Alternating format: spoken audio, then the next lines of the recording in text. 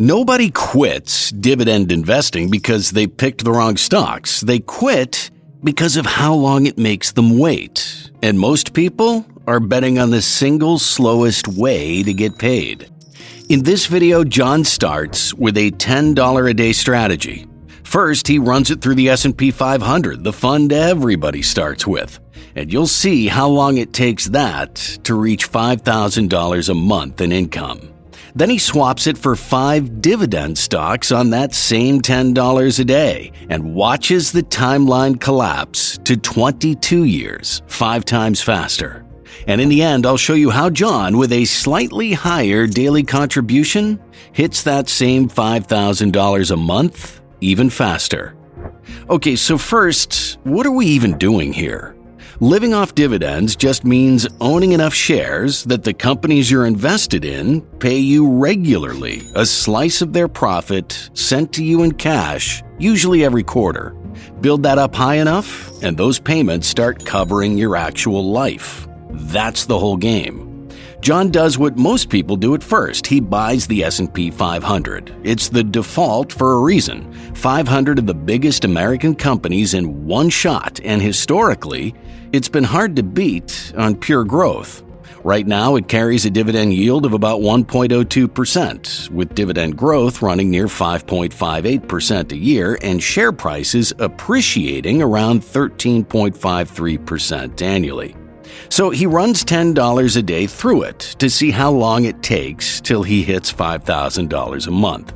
After the first year, John would have put in $3,650. By year 10, the account is projected to reach $71,133, paying about $286 a year in dividends. By year 20, the balance would grow to $330,071, with income projected around $607. And by year 30, it's projected to reach $1,257,848, over $1 million. So it worked, right? Sort of. Look at the income. On that $1.25 million, the dividends are projected at just $1,019 a month. That's the problem in one number, $1 million account, and it pays you $1,000 a month.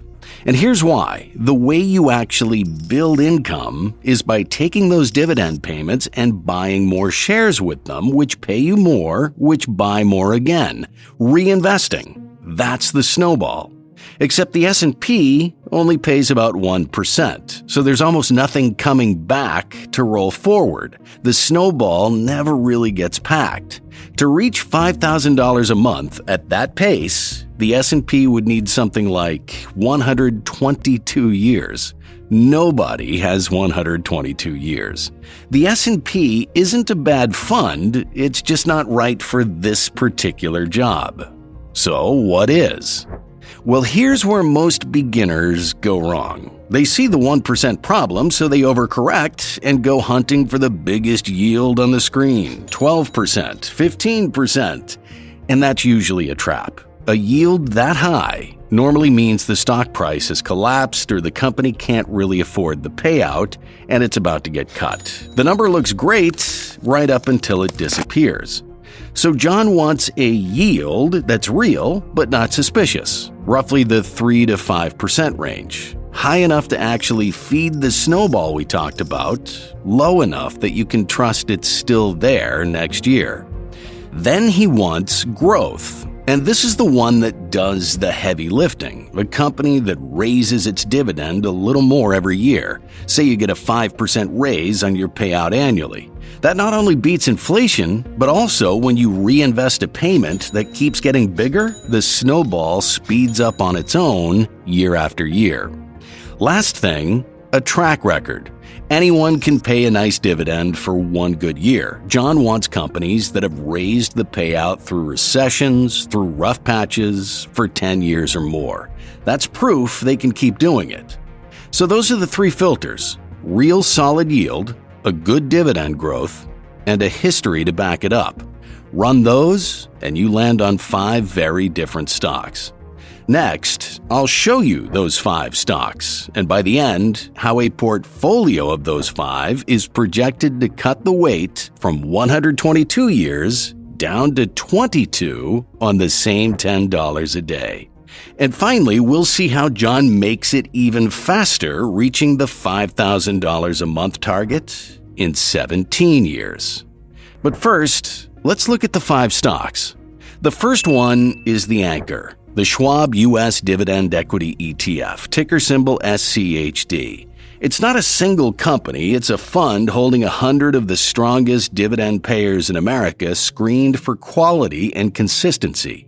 It runs a 3.28% yield, has grown its dividend around 10.24% a year, and its share price appreciates near 8.98%. John starts here because it's the steady base everything else leans on. Then it gets more interesting. The second stock John adds to his portfolio is the Federal Agricultural Mortgage Corporation, ticker AGM. Most people know it as Farmer Mac. This one's a hidden corner of the market. It's a government-chartered company that keeps credit flowing to American farmers and rural land. Boring business, which is the point. The yield is a modest 3.21%, but the growth is where it earns its spot. The dividends climbed over 22.13% a year with 14 straight years of increases, and the share price has appreciated to 17.98%. That is the growth engine. Next, John wants pure income. And that is CubeSmart, known as Cube, C-U-B-E. It runs self-storage, all those units you drive past on the edge of town. It's a REIT, which means it's a property company legally required to hand most of its income back to shareholders, so the yield leads the group at 5.33%. Its dividend growth is steadier at 10.99%, and the price moves slowly at 2.65%. So this one isn't built to grow, it's built to pay right now. Then there's Nexstar Media Group with ticker NXST, one of the largest owners of local television stations in the country. The yield sits at 4.17%, but the payout history is the story here. Dividend growth running north of 24% a year, backed by a 12-year streak of raises, with share appreciation around 14.12%. That's the second growth lever, sitting right next to Farmer Mac. And the fifth is Travel and Leisure with ticker TNL, the vacation and timeshare company behind a lot of the resort clubs people book through. This one's the all-rounder, a 3.14% yield, 10.82% dividend growth, 8.97% appreciation. Not the highest at anything, but a little of everything, which smooths out the edges of the other 4. Now, John looks at that 5.33% on CubeSmart and figures that's the one carrying the portfolio. Fair guess, it pays the most upfront, and that early cash matters. But CubeSmart's job is to pay big now. The two doing the long-haul lifting are Farmer Mac and Nexstar, raising their payout fast so what they hand you keeps getting bigger. And reinvested, that's what compounds hardest over 20-plus years. SCHD sits underneath all of it as the steady base, and Travel and Leisure rounds out the middle. 5 stocks, 3 different jobs. Pay now, grow fast, hold steady. Now, the next step is figuring out what the whole basket pays as one number. And because John splits his money evenly, the same dollar amount into all 5, the portfolio yield is just the average of the 5 yields. So you add them up, 3.28 plus 3.21 plus 5.33 plus 4.17 plus 3.14. That comes to 19.13. Divide by 5, and you land at about 3.83%.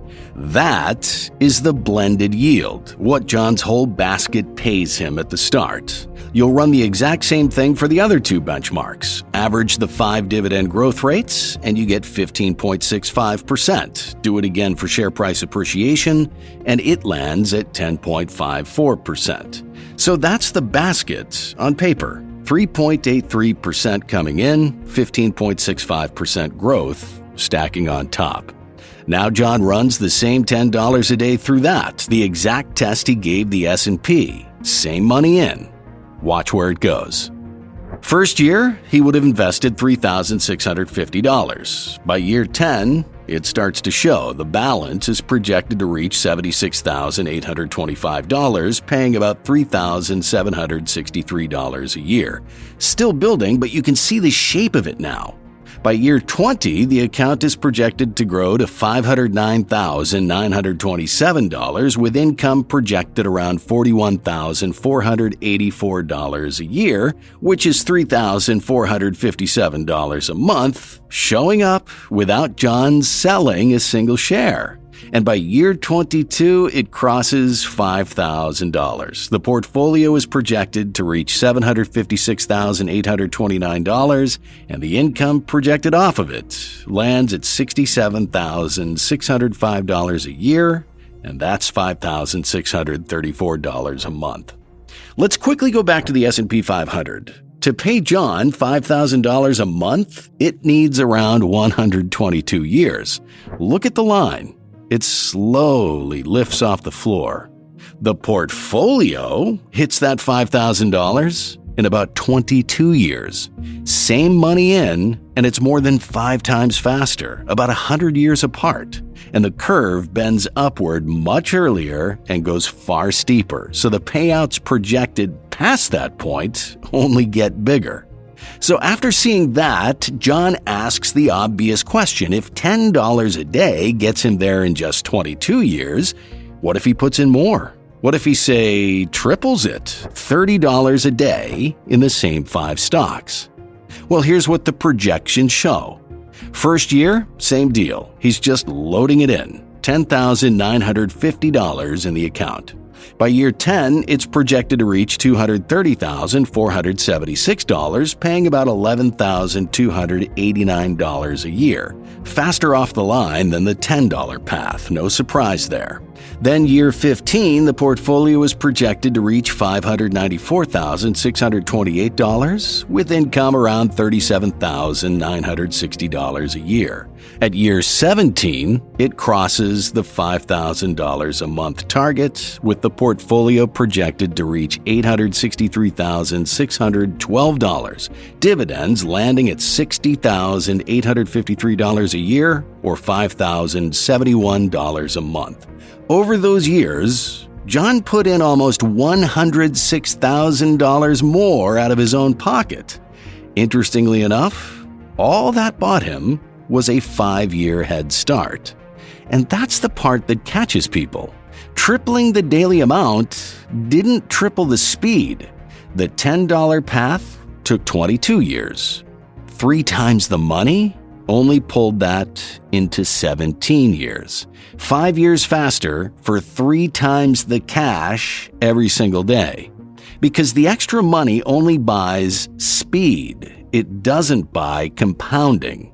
The income comes from dividends growing and reinvesting over time. And time is the one thing $30 a day can't manufacture.